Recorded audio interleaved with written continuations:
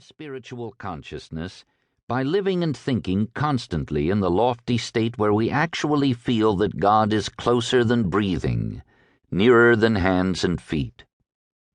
We cannot desire too much, and when we desire with all the life and power that is within us, our desires shall positively be fulfilled. The wish must be wholehearted, not half-hearted. It must contain all the power we have, not simply the limited actions of shallow thinking. And it must contain soul, not simply emotion, but that deep spiritual feeling that touches the very spirit of limitless life and power. Third, have faith in God, have faith in man, have faith in yourself, have faith in everything, and have faith in faith. When you have confidence in yourself, you arouse everything that is stronger, greater, and superior in yourself. In consequence, the more confidence you have in yourself, the more you will attain and accomplish.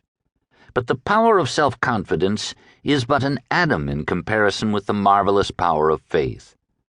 Faith takes mind and soul to the greater realms of life. It goes out upon the boundless and awakens those interior spiritual forces that have the power to do anything. This is why all things become possible when we have faith. It is the nature of faith to break bounds, to transcend limitations, and take life, thought, and action into the universal.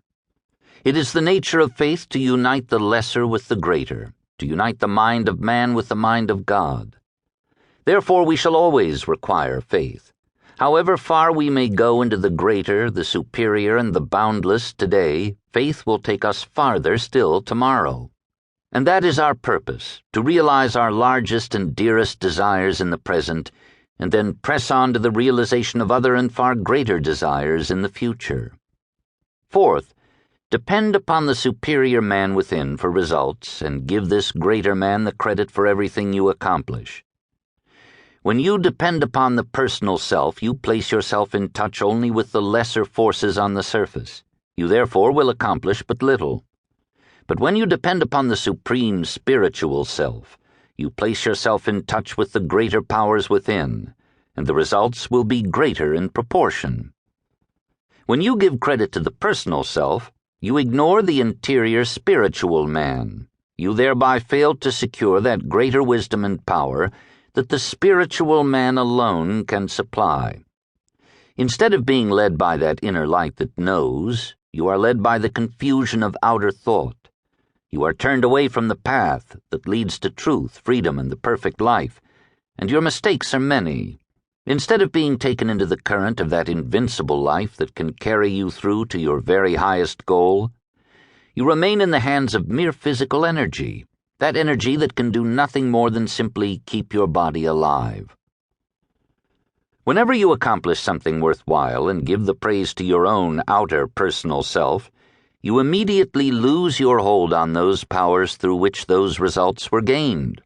In consequence, failure will begin, and you will have to retrace all your former steps to again gain possession of that power that can do whatever you may wish to have done. To constantly depend upon the greater self, to constantly expect the desired results from the greater self, and to always give credit to the greater self is to constantly draw upon the limitless wisdom and power of the greater self, the supreme spiritual man within you. You thereby become larger and stronger in all the elements of your being, rising ever in the scale, gaining ground perpetually, and passing from victory to victory.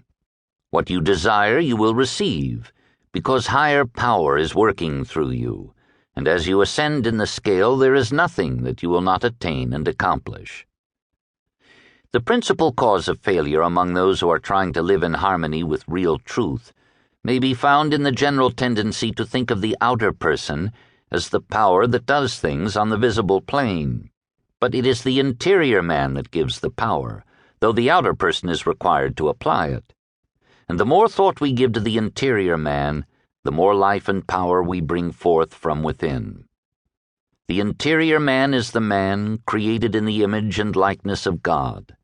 It is therefore evident that when you begin to live with the life and the power of the interior man, the expression of real greatness and real spirituality will begin, and from that moment